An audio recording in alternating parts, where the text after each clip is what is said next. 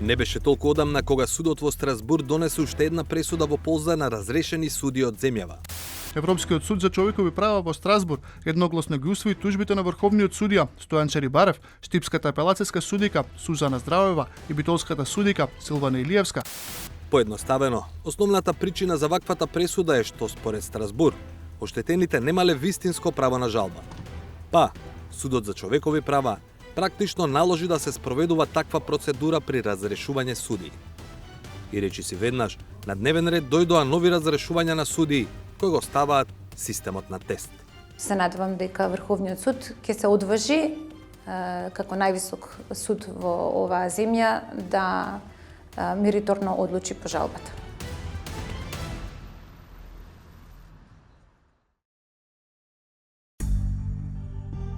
Кога некој еднаш ќе биде избран за судија во Македонија, тоа останува да биде цел работен век.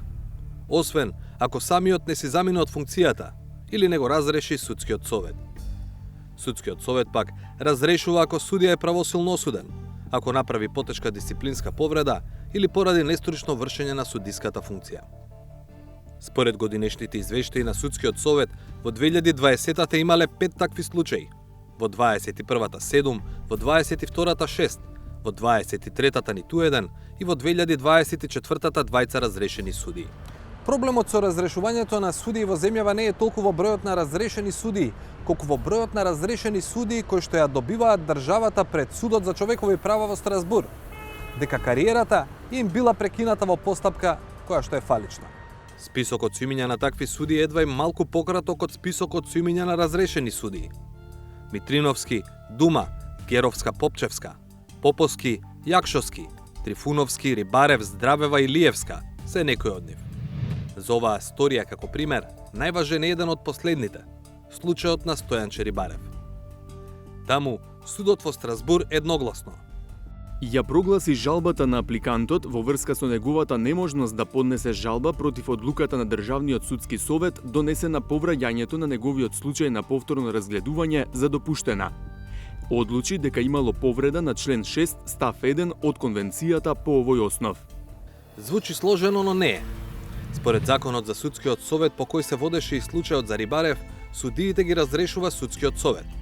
Разрешениот има право на жалба до Врховниот суд, кој формира жалбен совет од 9 судии, тројца врховни судии, по еден судија од секој од 4 апелацијски судови и 2 судии од судот во кој работел разрешениот судија.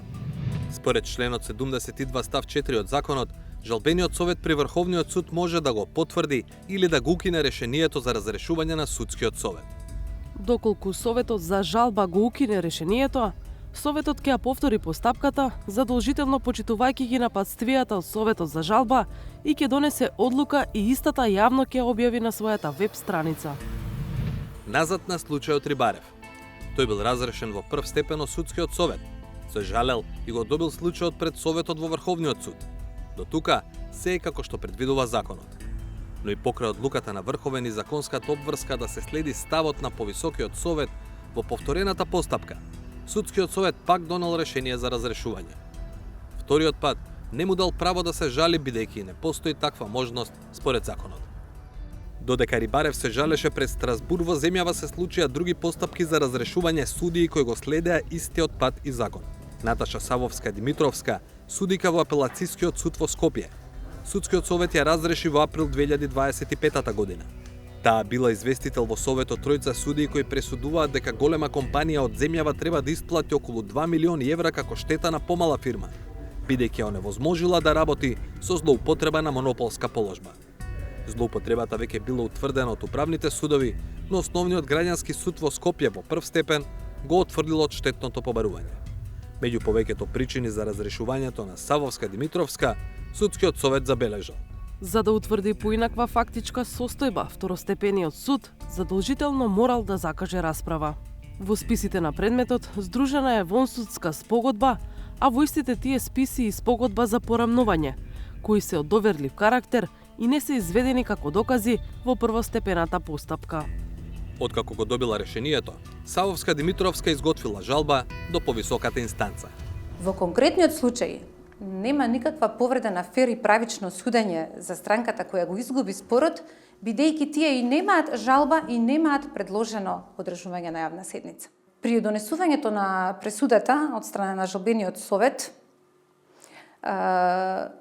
се до моментот додека предметот со списите на предметот располагам јас како судија известител, такви вонсудски спогодби не биле дел од списите на предметот и ова се потврдува со попис на списи при предавањето на предметот до архивата на оделението на судот.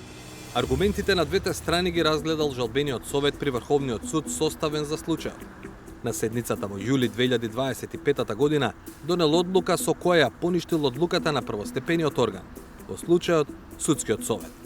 Овие дадени заклучоци и сите останати истакнати во сопреното решение во однос на процесно-правни и материјално-правни прашања кои се однесуваат на законитоста на донесената одлука по оценка на жалбениот совет е надвор од опфатот, а надлежностите за оценката на работата на судијата од страна на Судскиот совет, имено незадоволната страна има законско право да ја оспорува донесената одлука од пониските судови со вложување на правен лек, а повисоките судови се законски овластени да ценат материјално-правно и процесно-правни прашања.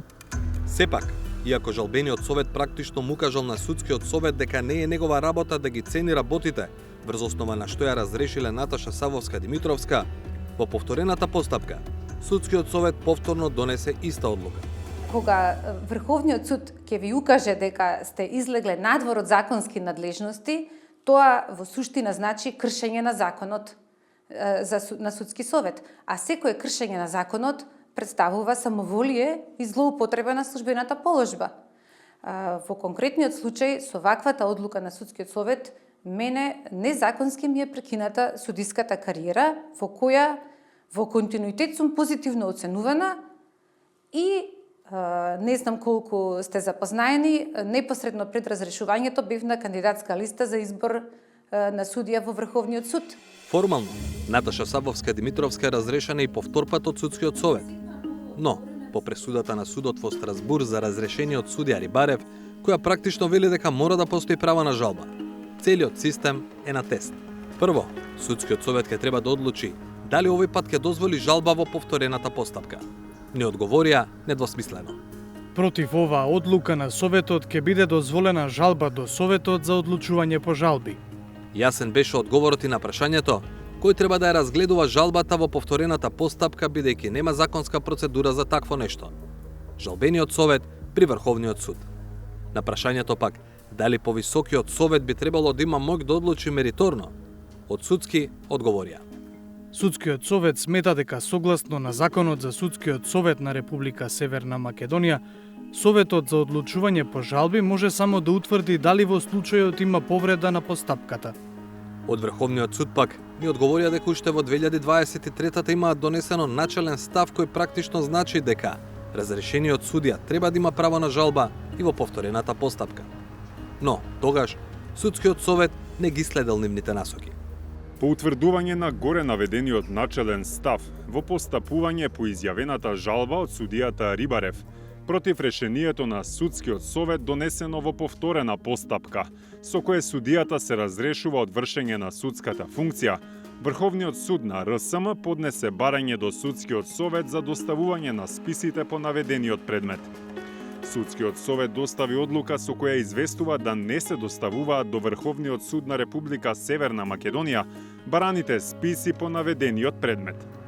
На крај, дури ако Врховниот суд формира совет, прашањето е дали ќе донесе конечна одлука или со решението повторно ќе го врати предметот пред Судскиот совет. На ова прашање не добивме конкретен одговор. Наместо тоа, од највисокиот суд посочија дека според новиот закон за Судски совет, согласно член 77, судија или председател на суд против одлуката за утврдување на одговорност може да поведе управен спор пред управниот суд во рок од 8 дена од денот на приемот на одлуката. Сепак, во новиот закон за Судскиот совет на кој упатуваат од Врховен е пропишано дека дисциплинските постапки почнати според стариот закон од 2019 година треба да завршат по него, а не да продолжат по новиот закон од 2025 година. Кај судиката Наташа Савовска Димитровска нема двојби. За да нема евентуални нови вртења во круг, Јазолот треба да го пресече Врховниот суд. Судскиот совет е првостепениот орган. Жалбениот совет на Врховниот суд е второстепениот орган кој што одлучува по жалбата. Судот во Страсбур во неколку пресуди укажува дека ефикасноста на правниот лек и двостепеноста на постапката значи правото на Врховниот суд да одлучи мериторно по втората жалба која што судскиот совет е должен да ја даде на странката во случајот судијата.